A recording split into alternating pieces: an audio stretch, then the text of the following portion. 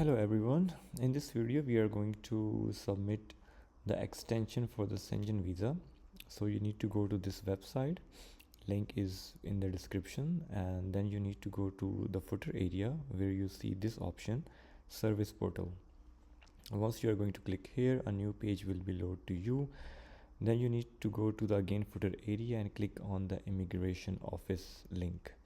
Here you will see many options, but you need to go to the contact area, yes, like this, and click on this first option, this one.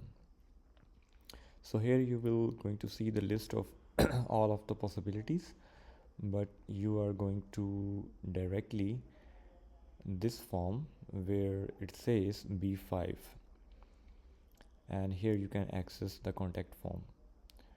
From the drop down menu you need to select your case, for example like this, and put your email address and confirm your email address by putting it again, yeah, and click continue.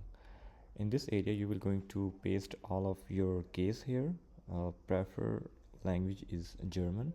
Try to paste your case in German with the help of any translator online available too.